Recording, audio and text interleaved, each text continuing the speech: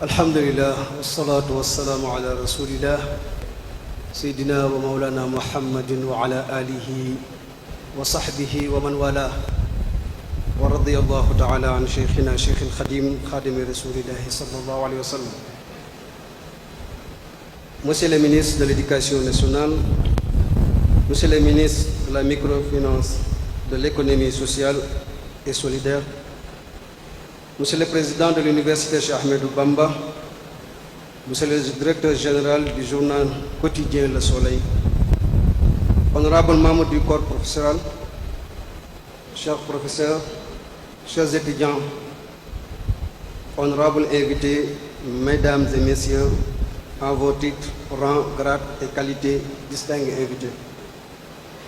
C'est avec une grande joie et une profonde reconnaissance que je prends la parole aujourd'hui au nom du ministre de l'Enseignement supérieur, de la Recherche et de l'Innovation, Dr El Hadji Abdourahmane Diouf, à l'occasion de la célébration du 19e anniversaire de l'Université Cheikh Ahmedou Bamba.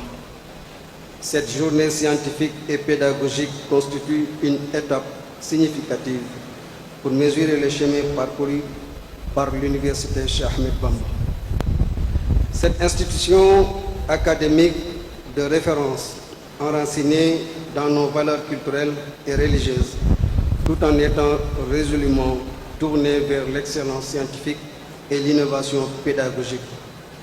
L'Université Cheikh Ahmedou Bamba est l'expression vivante des enseignements de Cheikh Ahmedoul Khadim, un phare spirituel dont la pensée continue d'éclairer les sentiers du savoir, de la paix et du progrès.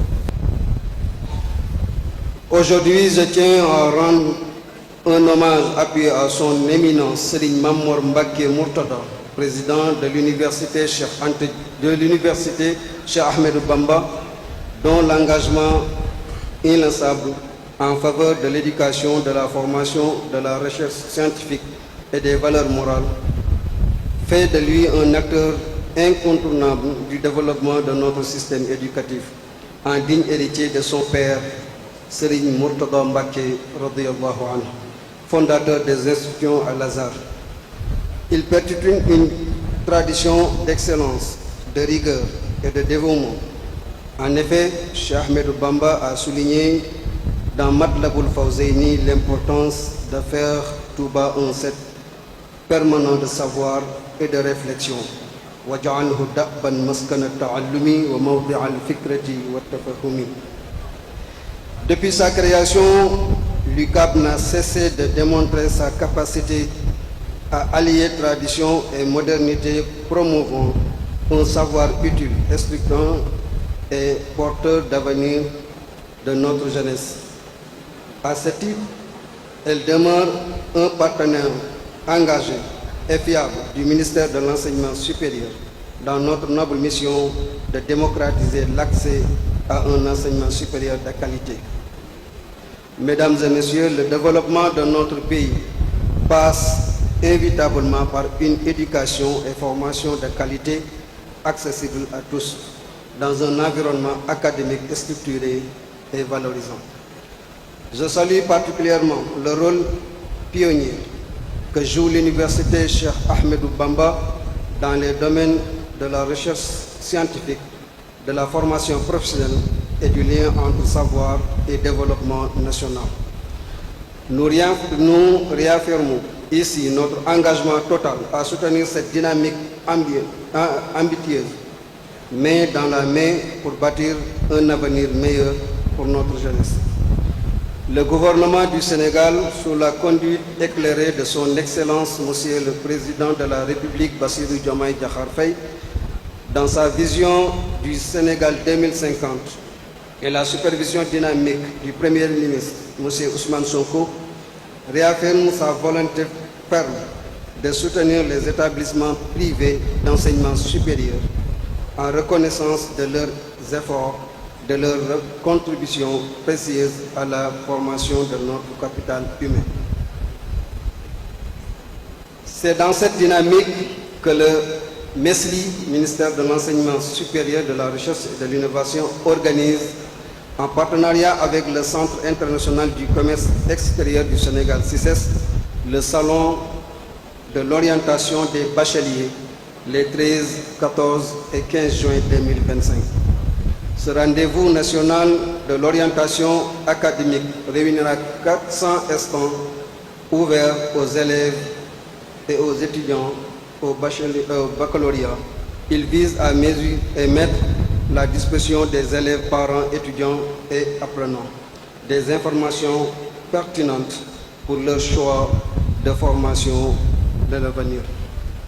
À cet égard, j'invite solennellement l'Université Cheikh Ahmadou Bamba à y participer activement en prenant les dispositions requises auprès de la cellule de communication du MESRI afin d'y faire valoir ses filières, ses ressources pédagogiques, ses valeurs fondatrices et ses ambitions stratégiques.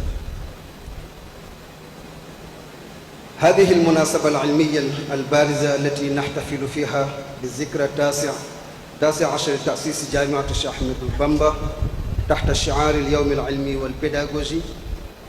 هذا الصرح العلمي الذي نفخر به ونعتز به بما حققته من إنجازات خلال ما يقارب عقدين من الزمن، 19 عاما من العطاء المتواصل، من البناء والتطوير، من العمل الجاد والابتكار. كرست خلالها جامعة الشيخ أحمد بامبا مكانتها كمؤسسة وطنية رائدة ساهمت بشكل ملموس في تحقيق أهداف التنمية المستدامة، وذلك عبر برامج أكاديمية ومهنية تواكب حاجيات البلاد وتستشرف المستقبل بثقة واقتدار.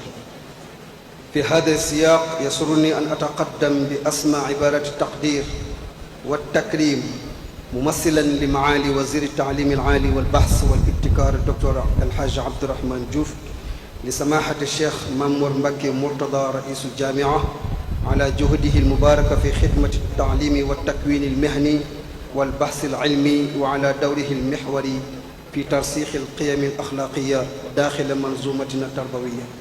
إنه بحق خير خلف لوالده الشيخ مرتضى مكي رضي الله عنه مؤسس معاهد الأزهر في السنغال، مواصلا بذلك مسيرة عريقة من الريادة العلمية والتربوية. إن هذا اللقاء يمثل فرصة سانحة لنثمن الجهود المبذولة من طرف الإدارة والأساتذة والطلاب في سبيل تحقيق التميز الأكاديمي والمهني، كما أنه مناسبة للتأكيد على أهمية التكامل بين التعليم العالي والتكوين المهني باعتباره مفتاحا أساسا لسوق العمل الحديث ولبنة رئيسية في إعداد كوادر ذات كفاءة عالية تواكب التحولات المتسارعة في عالمنا اليوم. كما نشيد بالدور الرياضي الذي تقوم به جامعة الشيخ أحمد بامبا وبالنجاحات التي حققتها في مجالات البحث العلمي والتكوين المهني وربط المعرفة بحاجيات التنمية الوطنية. وإننا لنؤكد دعمنا الكامل لمواصلة هذه المسيرة الطموحة يدا بيد من أجل بناء مستقبل أكثر إشراقا لأبنائنا وبناتنا، كما أن الشراكة الوثيقة بين الجامعة والدولة وما أثمرته من مشاريع مشتركة إنما تعكس إيمانا مشتركا بأن التعليم والتكوين هما قاطرة التنمية الحقيقية. إن تنمية وطننا السنغال تمر حتما عبر تعليم تكويني عالي الجودة متاحين للجميع في بيئة أكاديمية منظمة ومحفزة وتحت القيادة الرشيدة لفخامة رئيس الجمهورية السيد باسيرو جوماي جاخار فاي وبتوجيه مباشر من معالي رئيس الوزراء السيد عثمان سونكو.